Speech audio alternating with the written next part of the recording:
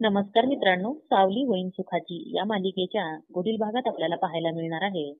गौरीचा बदला घेण्यासाठी कल्लूने त्या बाईला हाताशी धरून तिला बिट्टीचा लहानपणीचा फोटो देतो आणि तिला पैठणकरांच्या घरी सुरुवातीला नाटक करायला लावतो लग्नामध्ये. आणि मग पुरावा देऊन ती बाई फोटो घेऊन येते. ती आल्या आल्या पैठणकरांच्या बंगल्याला बघून भारावून जाते आणि बिट्टीला बघून तर खूपच नाटक करायला लागते. माझी मुलगी कुठं होतीस तू? ओळखलं का नाही मला तू? आणि मी तुला ओळखलं असतं तर मी तुला जाऊच दिलं नसतं, हृदयाशी कवटाळून ठेवलं असतं. तर बिट्टी ओरडते, कोण आहात तुम्ही? सोडा मला. तर ती बाई म्हणते, असं काय करतेस ग बाळा? ओळखलं नाहीस मला? मी आई आहे तुझी, तू बाळ आहे माझं.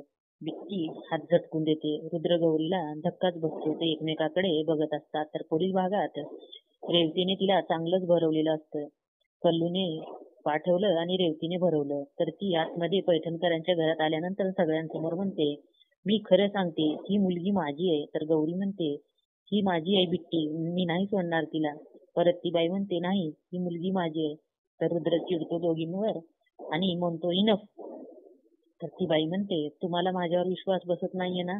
मी तुम्हाला दाखवते, हे बघा. म्हणून तिच्या पिशवीतला कल्लूने पुरावा म्हणून दिलेला फोटो दाखवते.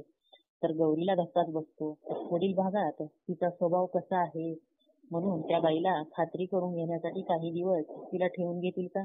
मगच पाठवून देतील बिट्टीला तिच्यासोबत. काय होईल बिट्टीचं?